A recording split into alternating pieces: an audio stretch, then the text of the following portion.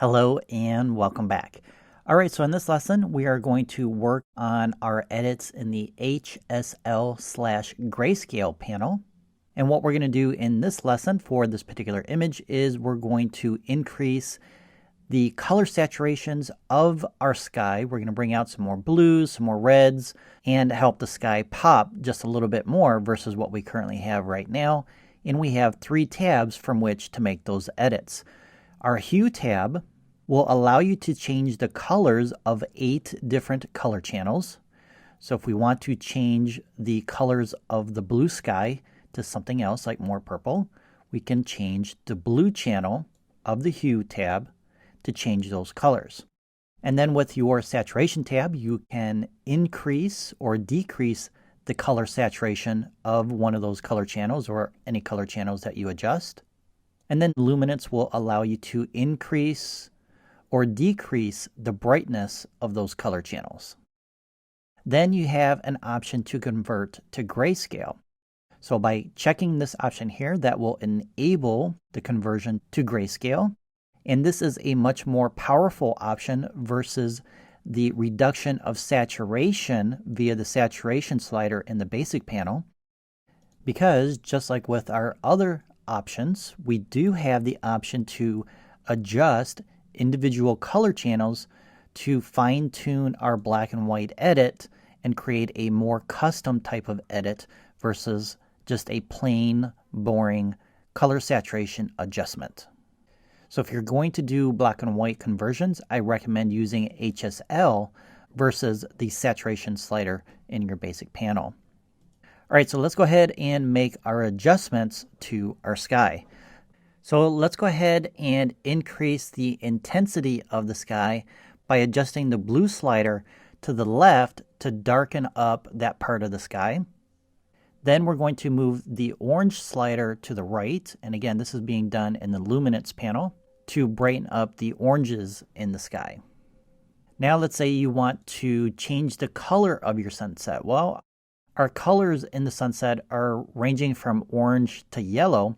So we can change that a little bit by adjusting the orange and yellow sliders to change the color of that sunset.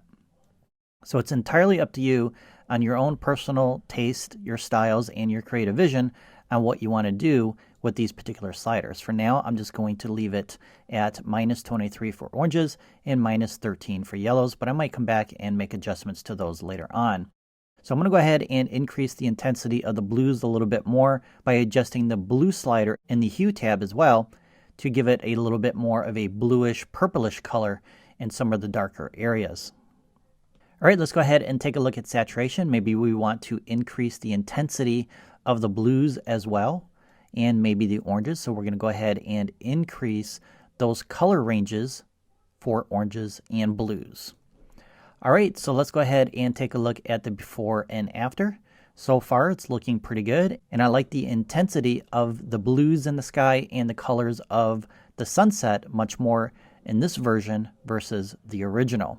Now, before we finish up this lesson, I just want to give you another quick tip for making these types of adjustments. So one of the tools that you can use to fine-tune your edits versus adjusting these channels individually is to use your targeted adjustment tool, which can be accessed with the letter T.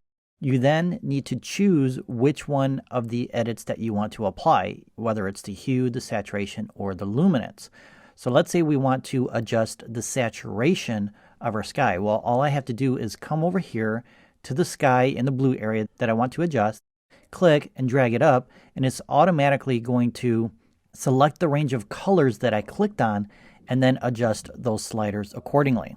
So instead of adjusting the individual sliders themselves, you can simply pick an area of your image to increase or decrease the intensity of those colors. And I actually like this more intense orange versus what it was before. So sometimes it makes it a lot easier and faster to make your adjustments this way versus playing around with the individual sliders. Let's go ahead and take a look at luminance again and see if we can make better adjustments to our sky. So I'm going to go right about there, and we have a lighter blue or a cyan or aqua type color in this area. So let's see if we can make the adjustments there a little bit better as well. And there we go. I'm kind of liking that a lot better. Maybe we want to increase the intensity of our oranges, which I do. I like the darker versus the brighter. And then let's go back to hue and make some adjustments to that as well. And maybe we want to remove some of that purple. And now what we've basically done is we've removed some of those purples that were in there before. And if we want to reintroduce them again, we can just move it up, and that's going to increase the bluish, purplish colors in this area versus the solid blue that we had before. So it's entirely up to you on how you want to make those adjustments. So go ahead, play around with the individual sliders to get a feel for how it works. Then make sure to grab your targeted adjustment tool, play around with that on your image, and then once you find an edit that you're happy with, we'll go ahead and move on to the next lesson, which will cover split toning.